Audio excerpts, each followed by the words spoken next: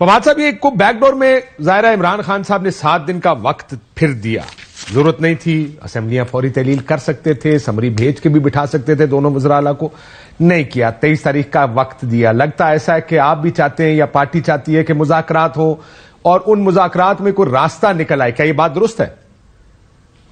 बिल्कुल दुरुस्त है। देखिए, हमारी तो ये पब्लिक पोजीशन है और हमने ये कहा है कि हम नेशनल इलेक्शन चाहते हैं और नेशनल इलेक्शन के लिए हम समझते हैं कि हुकूमत में और हमारे दरमियान एक बातचीत होनी चाहिए और हुकूमत जो है वो जो ही ऐलान करती है कि वो इंतखाबात के लिए तैयार है, हम साथ बैठने को तैयार हैं, फ्रेमवर्क बनाने को तैयार है। लेकिन हुकूमत का जो हाल है इस वक्त, आपने देखें कराची के इलेक्शन हो उससे वो भाग रहे हैं, इस्लामाबाद में बल्दियाती इलेक्शन 6 दिनों बाद है और उन्होंने अभी जो है वो वहां की यूनियन काउंसिल की तादाद में रद्दोबदल कर दिया ताकि सिर्फ इस डे के इलेक्शन ना हो सके।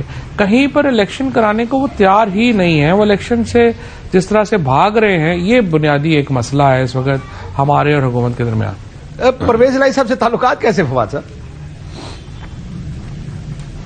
परवेज इलाही साहब से बड़े अच्छे ताल्लुकात हैं, लेकिन देखिए परवेज इलाही इमरान खान नहीं है।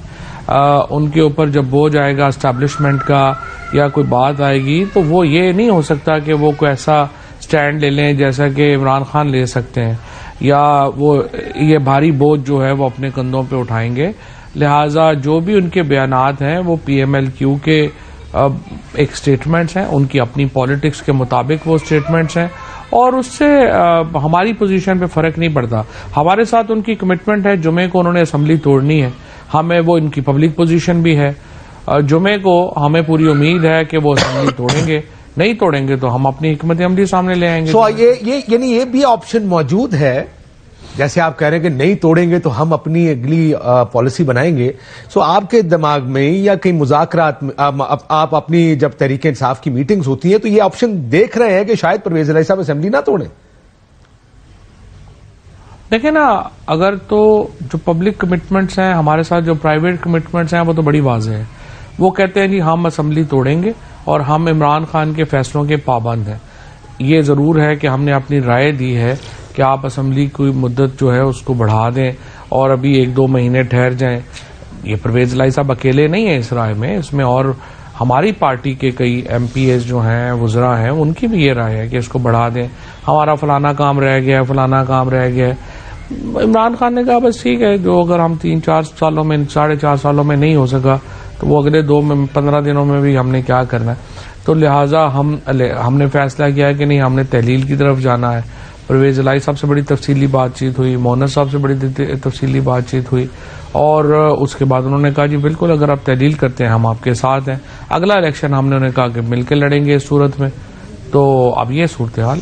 मैं फिर आपसे दोबारा पूछूंगा, क्या कहीं अंदरूने खाना मुलाकातों में जो तहरीक इंसाफ की आपकी इमरान खान साहब से, क्योंकि आप लाहौर बैठे, ज़ाहिर मुलाकातें तो होती होंगी, पार्टी आपस में बैठती होगी, कमेटी बना दी गई है, क्या ये कहीं जिक्र है कि मुमकिन है आखिर में परवेज इलाही साहब असेंबली ना तहलील करें? ये कहीं ना कहीं डिस्कस हुआ है? नहीं, वो तो हमारी एक अपनी इंटरनल PTI की एक पॉलिसी है ना कि अगर नहीं तहलील होगी तो फिर क्या होगा। तो वो तो एक हमारी इंटरनल डिस्कशन जो है वो तो डेफिनेटली हमने की हुई है, हमने पॉलिसी भी बनाई हुई है, हमने क्या करना है हमने वो भी सोचा हुआ है।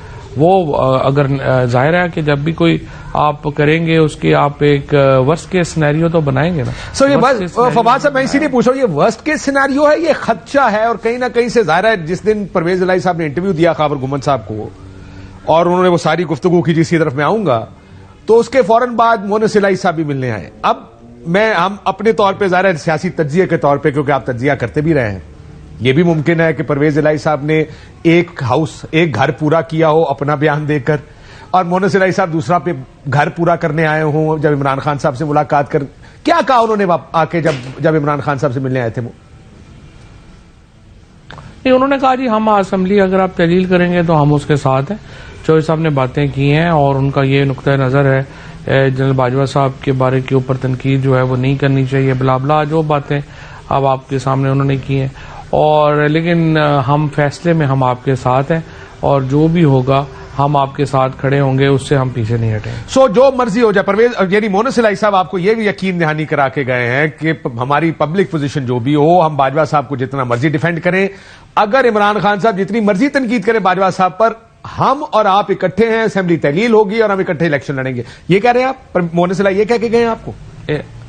100% वो यही कह के गए। बड़ी दिलचस्प बात है। सो ये जो सारा कुछ परवेज इलाही साहब इंटरव्यूज में कह रहे थे, सो अगर अब मैं जरा टेक्निकल बात करने लगा हूं, जाहिर है वो कानूनी एक नुक्ता होगा। इमरान खान साहब के पास समरी तो आ गई है, साइंड बाय परवेज इलाही साहब के, असेंबली तहलील कर दे।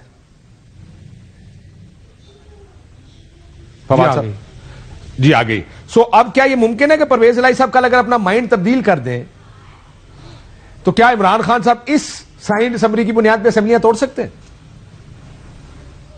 नहीं, मेरा नहीं ख्याल। तो समरी तो चीफ मिनिस्टर ने ही गवर्नर साहब को भिजवानी है।